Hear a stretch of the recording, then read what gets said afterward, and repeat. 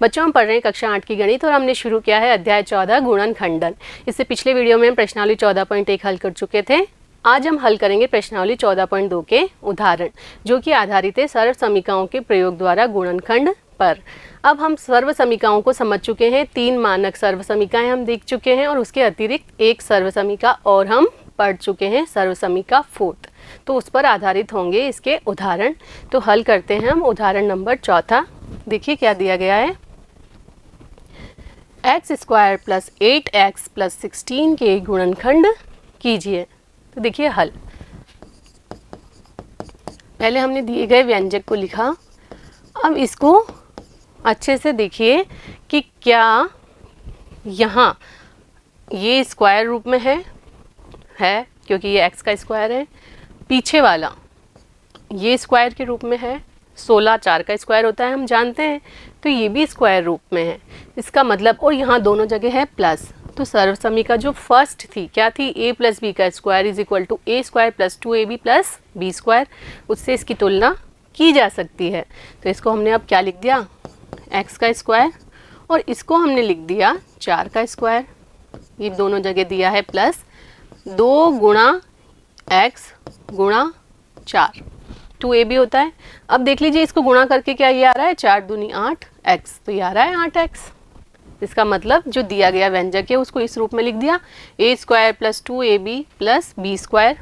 तो इसका गुणनखंड क्या हो जाएगा, सर्व समीकरण 1 से x a + b का स्क्वायर। कैसे, देखिए सर्व समीकरण फर्स्ट हम क्या पढ़ चुके हैं, a + b का स्क्वायर बराबर होता है a² + 2ab + b² होता है। तो इस रूप में दिया गया है व्यंजक, a² + 2ab + b², ये a² + 2ab + b², जहाँ a तो है x और b है 4। तो इसका जो गुणनखंड रूप हो जाएगा वो हो जाएगा a + b का स्क्वायर। a हमारे पास है x प्लस b हमारे पास है 4, तो x + 4 का स्क्वायर। तो यही इसका क्या होगा, दिए गए व्यंजक का गुणनखंड होगा। तो यहाँ आपको लिख देना है सर्व समीकरण 1 से, सर्व समीकरण 1 से। क्लियर, समझ में आया कैसे किया? तो आपको सबसे पहले ये देखना है कि क्या ये किस रूप में दिया गया है, सर्व समीकरणों के रूप में दिया है क्या। जिस भी सर्व समीकरण के रूप का हो तो आपको क्या करना है, उस सर्व समीकरण का जो बायां पक्ष है वह इसका गुणनखंड हो जाएगा। क्लियर, चलते हैं अगले उदाहरण पर। उदाहरण 5वां, देखिए इसका हल क्या दिया है, 4y² - 12y + 9। अब देखते हैं पहला पद 4y² आप इसको वर्ग के रूप में लिख सकते हैं। 4 किसका वर्ग होता है, 2 का, और y² है तो y का वर्ग y² हो गया। तो इसको हम क्या लिख सकते हैं, 2y का स्क्वायर। पीछे है 9, 9 भी एक वर्ग संख्या है, 3 का वर्ग 9 होता है, तो हमने इसको लिख दिया 3 का स्क्वायर। यहाँ दिया है प्लस, यहाँ दिया है माइनस 2ab, 2 × 2y × ये 3। अब ये इसको गुणा करके देख लीजिए क्या 12y आ रहा है, तो करते हैं गुणा, 2 दूनी 4, 4 तिया 12y आ रहा है 12y। तो हमने इस व्यंजक को इस रूप में लिख दिया। अब हमने इसको तुलना किया, किससे तुलना की, a² - 2ab + b² से, सर्व समीकरण 2 से। तो इसका गुणनखंड क्या हो जाएगा, a - b का स्क्वायर। तो a की जगह तो क्या है यहाँ 2y - b 3 का स्क्वायर। देखिए a - b का स्क्वायर हम ये पढ़ चुके हैं, a² - 2ab + b² होता है। तो इसी रूप का तो दिया गया व्यंजक लिख दिया हमने, a² - 2ab + b²। तो इसका गुणनखंड क्या हो जाएगा, a - b का स्क्वायर। a तो हमारे पास है 2y माइनस b की जगह है 3, तो 2y - 3 का स्क्वायर दिए गए व्यंजक का गुणनखंड होगा। क्लियर, समझ में आया? तो आपको सही से तुलना करनी है सर्व समीकरणों से। सर्व समीकरण 2 क्यों लगी यहाँ पर, क्योंकि यहाँ माइनस दिया गया था, अगर यहाँ प्लस होता तो ये तुलना होती सर्व समीकरण 1 से। क्लियर, तो यहाँ लिख देंगे सर्व समीकरण 2 से। क्लियर, चलते हैं अगले उदाहरण पर। उदाहरण नंबर 5, हल देखिए, 49p² - 36। अब यहाँ हम देखते हैं 49, एक वर्ग संख्या है, किसका वर्ग होता है 49, 7 का, और p भी स्क्वायर के रूप में दिया है तो 7p का होल स्क्वायर लिख सकते हैं इसको। 7 का वर्ग करेंगे तो 49 आ जाएगा और p का वर्ग करेंगे तो p स्क्वायर, तो यही तो दिया है 49p स्क्वायर, तो इसको हमने लिख दिया 7p का स्क्वायर माइनस 36 भी एक वर्ग संख्या है, किसका वर्ग होती है ये 6 का, तो 6 का स्क्वायर लिख दिया। अब ये कौन सा रूप हो गया देखिए, ए square minus b square, A square minus b square, A plus b, a minus B, ये भी हम पढ़ चुके हैं, यही तो रूप है a square minus b square. तो क्या हो जाएगा ए प्लस बी, ए यहाँ है 7p प्लस बी है यहाँ 6, ए माइनस बी 7p माइनस 6। यहाँ कौन सी सर्वसमीका लगी है, सर्वसमीका 3 से, सर्वसमीका 3 हम पढ़ चुके हैं। ए स्क्वायर माइनस बी स्क्वायर बराबर होता है ए plus b a minus B के, तो ए स्क्वायर माइनस बी स्क्वायर रूप का था तो इसका गुणनखंड हो जाएगा a plus b a minus B. Clear है, आपको सर्वसमीकाएं याद होनी चाहिए, तब आप देखते ही पहचान जाएंगे कि ये कौन सी सर्वसमीका के इक्विवेलेंट है। क्लियर, चलते हैं अगले उदाहरण पर। उदाहरण नंबर 7 हल। A square minus 2ab plus b square minus c square. अब देख लीजिए, आप पढ़ते ही समझ जाएंगे कि ये जो पद है a square minus 2ab plus b square कौन सी सर्वसमीका है, ये सर्वसमीका 2। तो यहाँ से इसका गुणनखंड क्या हो जाएगा, ए माइनस बी का स्क्वायर, यहाँ माइनस आ रहा है इसलिए ए माइनस बी का स्क्वायर माइनस क्या दिया है सी स्क्वायर। ये आपने कौन सी सर्वसमीका उपयोग में ली है, सर्वसमीका 2 से, ये लिख दिया हमने ए माइनस बी का स्क्वायर माइनस सी स्क्वायर। अब यहाँ पर आपको क्या दिख रहा है, a square minus b square, सर्वसमीका 3 को याद करो, क्या हो गया ये, इसको पूरे को मान लो आप, ए स्क्वायर माइनस ये हो गया बी स्क्वायर, तो क्या होता है ए plus b a minus b, तो ए की जगह क्या है यहाँ पर ए माइनस बी, तो ए प्लस बी, तो ए माइनस बी प्लस सी, और ए माइनस बी ए की जगह है ए माइनस बी माइनस सी। क्या करते हैं हम, इसके अंदर एक बार ये प्लस में लिख देते हैं और इसके साथ एक बार ये माइनस में लिख देते हैं, तो ए माइनस बी प्लस सी, ए माइनस बी माइनस सी, तो यही वांछित गुणनखंड होंगे, ए माइनस बी प्लस सी, ए माइनस बी माइनस सी। क्लियर, यहाँ भी आप लिख दें कौन सी सर्वसमीका काम में ली है, सर्वसमीका 3 से, सर्वसमीका 3 से। क्लियर, समझ में आया। चलते हैं अगले उदाहरण पर। उदाहरण नंबर 8वां हल देखिए, m की पावर 4 माइनस 256, m की पावर 4 है, इसका मतलब ये स्क्वायर किसका हुआ, देखिए m की पावर है 4, तो ये m स्क्वायर का स्क्वायर हुआ ना, m का स्क्वायर तो क्या हो जाता, आप m का स्क्वायर लिखेंगे तो ये तो हो गया m स्क्वायर। अब m स्क्वायर का स्क्वायर है मतलब कितनी बार गुणा होगा, m स्क्वायर गुणा m स्क्वायर, तो कितना हो जाएगा, m की पावर 4 हो जाएगी। इसका मतलब m पावर 4 क्या है, m स्क्वायर का स्क्वायर है। क्लियर, माइनस 256 भी क्या है, एक वर्ग संख्या है, ये किसका वर्ग है 16 का, ये तो आपको याद ही होगा, ये लिख दिया हमने 16 का स्क्वायर। अब ये कौन से रूप में है देखिए, ए स्क्वायर, ये पूरा ए स्क्वायर माइनस बी स्क्वायर, सर्वसमीका 3, तो क्या हो जाएगा a plus b a minus b, तो ये हो जाएगा ए की जगह क्या है M square A plus b a minus B. यहाँ कौन सी सर्वसमीका काम में ली है, सर्वसमीका 3 से, 1 2 3 से। क्लियर, अब यहाँ हम देखते हैं, ये तो हो गया एम स्क्वायर प्लस 4, ए स्क्वायर प्लस बी स्क्वायर का कोई सूत्र हमारे पास नहीं है, परंतु ये क्या है m का स्क्वायर, 16 भी एक वर्ग संख्या है, क्या होती है ये 4 का स्क्वायर। फिर से यहाँ क्या बन रहा है, a square minus b square के रूप का आ गया, तो क्या आ जाएगा a plus b a minus b, तो ये हो जाएगा m square plus 16 m plus 4 m minus 4। Clear, तो यहाँ लिखेंगे हम सर्वसमीका कौन सी, सर्वसमीका 3 से। क्लियर, इसके आगे भी हो सकता था, कब हो सकता था, यहाँ अगर होता एम स्क्वायर, ये तो वर्ग संख्या है, 2 का वर्ग 4 होता है, परंतु यहाँ m ही है, तो m कोई वर्ग संख्या नहीं है, m स्क्वायर होता तो आप इसके आगे भी गुणनखंड करते। क्लियर? तो आप यहाँ आके रुकेंगे नहीं, यहाँ आपको देखना है कि ये भी क्या है, a square minus b square के रूप का है, तो आगे और गुणनखंड करेंगे। तो ये जो है ये होंगे इसके अखंडनीय गुणनखंड रूप में। क्लियर? तो दिए गए व्यंजक के गुणनखंड प्राप्त हुए। चलते हैं अगले उदाहरण पर।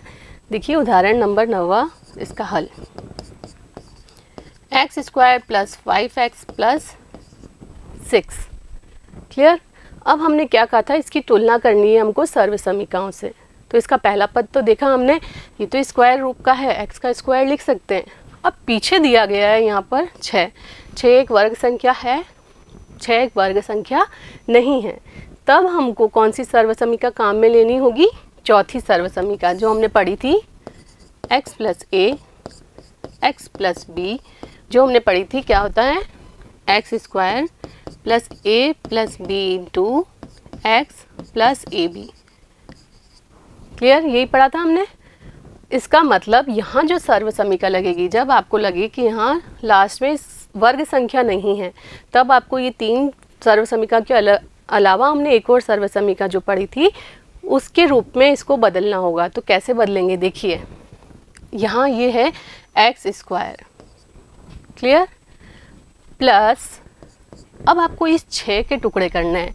इस 6 को ऐसे खंडों में बांटना है, आपको 2 खंडों में बांटना है कि उनको गुणा करने पे तो ये आ जाए 6 और उनको जोड़ने पे आए ये बीच वाला अंक। तो देखिए 6 को आप लिख सकते हैं 3 दूनी 6।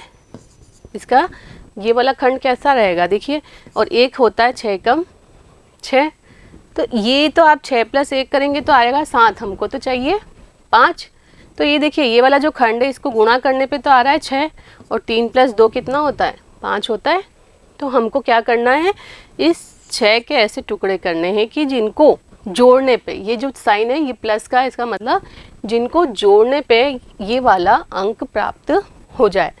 तो अब हमने 5 को क्या लिख सकते हैं, 3 प्लस 2 5 गुणा एक्स है, प्लस 6 को लिख दिया 3 दूनी 6। क्लियर हुआ? अब क्या करेंगे देखिए आगे, एक्स स्क्वायर प्लस 3 गुणा एक्स 3x प्लस 2 गुणा एक्स 2x प्लस 3 गुणा 2। क्लियर? 2 का समूह देखिए, इन दोनों को एक समूह में रखो, इन दोनों को एक समूह में।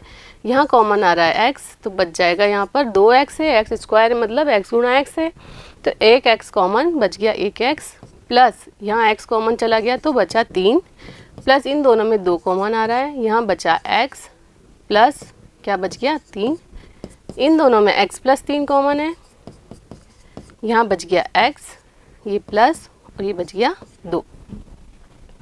तो यही हमारे को जो गुणनखंड चाहिए थे वह प्राप्त हुए। एक बार इसको फिर से समझते हैं, आपको यहाँ से समझ में आ जाएगा ये एक वर्ग संख्या नहीं है, इसका मतलब सर्वसमीका 4 के रूप में इसको बदलना है। सर्वसमीका 4 का जो रूप होता है उसमें क्या करते हैं, जो सबसे लास्ट वाला अंक दिया गया है उसके ऐसे खंड करते हैं कि गुणा करने पे तो ये आ जाए और प्लस करने, यहाँ अगर साइन है प्लस का तो प्लस करने पे बीच वाला अंक प्राप्त हो। तो हम जानते हैं 3 दूनी 6 होता है और 3 प्लस 2 5 होता है, तो 5 को लिख दिया 3 प्लस 2 के रूप में। यह आ गया एक्स स्क्वायर प्लस 3 गुणा एक्स 3x प्लस 2 गुणा एक्स 2x प्लस 3 गुणा 2, 2 का समूह बनाया, जो कॉमन है वो कॉमन निकाल के हमको गुणनखंड प्राप्त हुए। आप यदि ये इतना नहीं करना चाहें, इस रूप में लिखने के बाद आप डायरेक्ट भी लिख सकते हैं। ये कौन सा रूप आ गया, x square plus a plus b x plus A into B रूप में आ गया। तो डायरेक्ट सर्वसमीका 4 से लिख सकते हैं x plus a x plus B, तो x plus 3 x plus 2। Clear है? समझ में आया? तो यहाँ कौन सी सर्वसमीका काम में आई, सर्वसमीका 4। और सर्वसमीका 4 से आप डायरेक्ट इसके बाद ये वाली स्टेप भी लिख सकते हैं, क्योंकि आपने इस रूप में लिख दिया इसको, x square plus a plus b into x plus a b, जहाँ ए तो है 3 और बी है 2, तो आप डायरेक्ट इसका गुणनखंड लिख सकते हैं x plus a x plus B. Clear? और अगर आप खोल के लिखते हैं तो भी सही होगा। क्लियर? चलते हैं अगले उदाहरण पर। उदाहरण number 10, y square minus 7y plus 12 के गुणनखंड आपको करने हैं। वापस चेक करते हैं ये लास्ट वाला अंक क्या पूर्ण वर्ग संख्या है, तो 12 किसी का वर्ग नहीं होता। अब आपको करना है 12 का खंड। 12 के ऐसे खंड करने हैं कि गुणा करने पे तो आए 12 और जोड़ने पे आए, ये देखिए प्लस है ना, इसका मतलब जोड़ने पे आए बीच वाला अंक 7। तो देखते हैं हम 12 को क्या लिख सकते हैं, 4 गुणा 3, 4 दिया 12 और 4 प्लस 3 क्या होता है, 7 होता है। तो हो रहा है इससे क्या लिख देंगे, वाई स्क्वायर माइनस 7 को लिख दिया 4 प्लस 3 वाई प्लस 12 को लिख दिया 4 गुणा 3, 4 दिया 12। तो ये कौन सा रूप हो गया, a square x square minus a plus b x plus a b, इस रूप में आ गया। अब देखिए खोल के, वाई स्क्वायर माइनस 4 गुणा वाई माइनस 4 वाई हो गया, माइनस 3 गुणा वाई तो माइनस 3 वाई हो गया। अब ये है प्लस 4 गुणा 3, दो दो का समूह बना लेते हैं, ये एक समूह ये दूसरा समूह, यहाँ पर कॉमन क्या है वाई, यहाँ एक वाई बचेगा माइनस यहाँ बचेगा 4, माइनस 3 कॉमन लिया हमने तो ये बच गया वाई और प्लस है तो ये हो जाएगा माइनस, क्योंकि माइनस 3 कॉमन लिया है तो अंदर वाला चिन्ह बदल जाएगा, ये हो गया माइनस, ये 3 कॉमन चला गया तो बचा 4। अब वाई अगर आप प्लस 3 ही कॉमन लेते हैं यहाँ पर तो यहाँ बीच में क्या आता, अंदर तो आता माइनस का वाई और ये बच जाता प्लस, ये 3 कॉमन में तो ये 4। अब ये और ये विपरीत चिन्ह के तो आपको क्या करना होता, वाई को माइनस को बाहर निकालना होता, ये आता माइनस, अंदर वाले चिन्ह बदल जाते, ये वाई माइनस का ये हो जाता प्लस का, ये 4 प्लस का ये बन जाता माइनस का 4। क्लियर। अब आप कॉमन ले सकते हैं वाई माइनस 4 तो क्या बच जाता वाई माइनस 3, तो ये हमको गुणनखंड प्राप्त हुए। क्लियर है। यहाँ पर भी अगर आप डायरेक्ट सर्वसमीका काम में लेते तो ये जब माइनस होता है तो क्या आता है उत्तर, x प्लस है x प्लस बी नहीं आके आता है x माइनस है x माइनस बी, तो ये आ गया x माइनस है x माइनस बी, a और b क्या है 4 और 3। क्लियर। तो यहाँ भी कौन सी सर्वसमीका लगी है, सर्वसमीका 4। क्लियर है, समझ में आया। चलते हैं अगले उदाहरण पर, 11वां हल।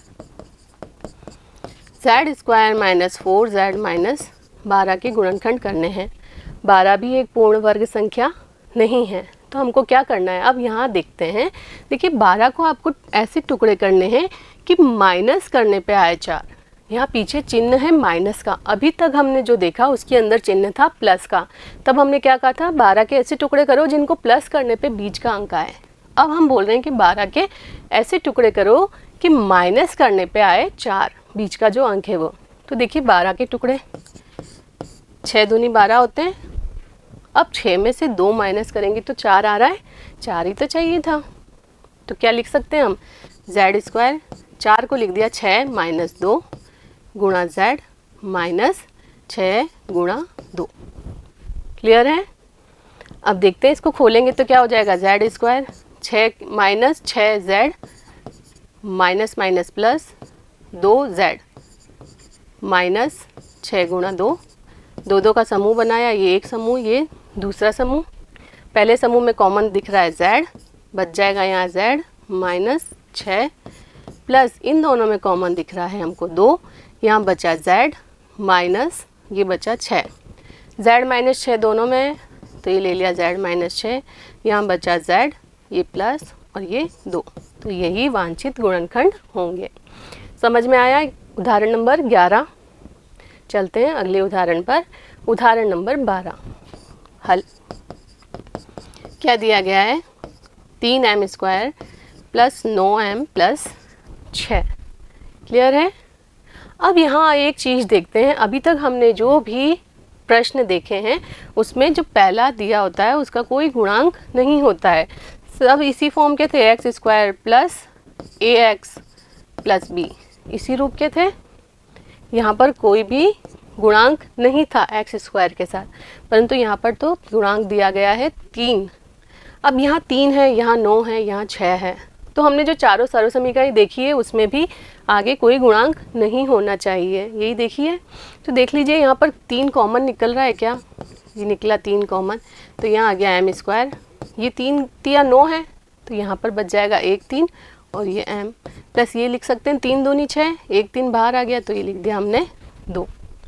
क्लियर है ये वाली स्टेप। 3 बाहर आया तो ये क्या बच गया, यहाँ m स्क्वायर, यहाँ 3 और m प्लस यहाँ 3 दूनी 6 होता है तो 3 बाहर आ गया तो बच गया 2। अब देखिए ये उस रूप का आ गया, सर्वसमीका के रूप का। ये हमने देखा कि 2 एक पूर्ण वर्ग संख्या नहीं है। तो अब आपको 2 के ऐसे टुकड़े करने हैं कि प्लस करने पे 3 आ जाए। तो 2 गुणा 1, 2 एकम 2 होता ही है, तो 2 का 1 में गुणा करने पे 2 आ रहा है और 2 में 1 जोड़ने पे बीच वाला अंक प्राप्त हो रहा है 3। तो क्या लिख देंगे हम, 3 m स्क्वायर प्लस 3 को क्या लिख दिया, 2 प्लस 1 m प्लस इसको लिख दिया हमने 2 गुणा 1। देखिए क्या हो गया, 3 m स्क्वायर प्लस 2 गुणा m 2m प्लस 1 गुणा m 1m प्लस 2 गुणा 1। क्लियर। 3। अब ग्रुपिंग करी या समूह बनाए, इनका एक समूह इनका एक समूह। यहाँ कॉमन दिख रहा है हमको m, यहाँ बच गया 1m प्लस यहाँ बच गया 2 प्लस यहाँ कुछ भी कॉमन नहीं है, यहाँ भी एक है यहाँ भी एक है तो 1 आया कॉमन, यहाँ बचा m, ये प्लस और ये 2। क्लियर। अब इन दोनों पदों में क्या कॉमन है, m प्लस 2, यहाँ भी है यहाँ भी है तो ये आ गया 3 तो था ही पहले, ये m प्लस 2 भी बाहर आ गया। ब्रैकेट में क्या बच जाएगा, m प्लस 1। तो यही गुणनखंड होंगे 3 m plus 2 m plus 1। Clear है, समझ में आया। तो आपको ये देख के घबराना नहीं है कि एक्स स्क्वायर के साथ तो हमने कभी इस गुणांक को देखा ही नहीं। आपको तीनों पदों में चेक करना है कि कुछ कॉमन आ रहा है क्या, तो ये बाहर आ जाएगा। क्लियर है। इसको करने का एक तरीका और भी है, वो भी आप समझ लीजिए, परंतु वो अभी आपके कोर्स में नहीं है।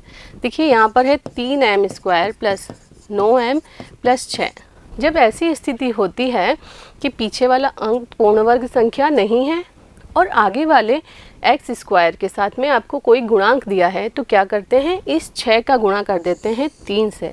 तो 6 तिया 18 हो गए, ये हुए 18। अब आपको 18 के ऐसे टुकड़े करने हैं जिनको जोड़ने पे, यहाँ प्लस है, जिनको जोड़ने पे आए 9। तो कैसे कर सकते हैं, देखिए 6 तिया 18 हम जानते हैं, तो गुणा करने पे तो 6 गुणा 3 18 आ रहा है और 6 प्लस 3 क्या बन रहा है, 9 बन रहा है। तो हम क्या लिख सकते हैं, देखिए 3m स्क्वायर प्लस 9 को क्या लिख दिया हमने, 6 प्लस 3, 6 प्लस 3, ये m था ही पीछे, प्लस 6 को क्या लिख दिया, यहाँ पर 6 को लिख दिया हमने, क्या लिख सकते हैं, 6 को 6 या 3 दूनी 6 लिख सकते हैं। तो ये लिख दिया हमने 6 या 3 दूनी 6। अब देखिए क्या हो गया, 3m square plus 6m plus 3m plus ये है 3 गुणा 2, 6 बन गया। आगे देखते हैं इन दोनों में क्या कॉमन है, 3m कॉमन आ रहा है, यहाँ 1m बच जाएगा प्लस 3m कॉमन आ गया तो 2 बच गया यहाँ पर, प्लस यहाँ 3 कॉमन दिख रहा है, यहाँ बच गया m प्लस यहाँ बच गया ये 2, m प्लस 2 दोनों में कॉमन है। तो अब क्या बच गया यहाँ पर, तो 3m और प्लस यहाँ बच गया 3। क्लियर। अब देखिए m प्लस 2, इन दोनों में 3 कॉमन दिख रहा है तो ये 3 को निकाला बाहर, यहाँ बच गया m प्लस 1, यहाँ कुछ नहीं बचा मतलब 1, 3 कॉमन आ गया। तो हमको क्या यही उत्तर प्राप्त हुआ था, m प्लस 2, ये m plus 2 into 3 m plus 1 m plus 1, आगे पीछे हो सकता है क्योंकि गुणे में है। तो ये क्लियर हुआ। ये नहीं आपको समझ आया तो आपको ये ध्यान रखना है कि यदि एक्स स्क्वायर के साथ कोई गुणांक दिया गया है तो कॉमन निकल रहा है क्या, और उसके बाद ये उसी फॉर्म में आ जाएगा जहाँ पे आप सर्वसमीका 4 से हल कर सकते हैं। क्लियर। और इस वाली विधि से अगर आप करते हैं तो क्या करेंगे, जो लास्ट वाला अंक है उसको इस गुणांक से गुणा कर देंगे, तो 6 तिया 18। अब आपको 18 के ऐसे टुकड़े करने हैं कि प्लस करने पे आ जाए बीच का अंक 9। तो ये लिख दिया 6 प्लस 3, 6 तिया 18 होते हैं, पीछे लिख दिया 6 को 3 गुणा 2। जब आपने ये खोला इसको और 2 2 के समूह बनाए तो कॉमन आया, m प्लस 2 दोनों में कॉमन है, ये बन गया, और फिर इन दोनों में 3 कॉमन है तो ये वही चीज़ प्राप्त हो गई जो आपको इससे प्राप्त हुई थी। क्लियर। समझ में आया। उदाहरण नंबर 12। तो उम्मीद करती हूँ ये सभी उदाहरण आपको अच्छे से समझ में आए होंगे। अगले वीडियो में मिलते हैं प्रश्नावली के प्रश्नों के साथ, तब तक जुड़े रहिए। धन्यवाद।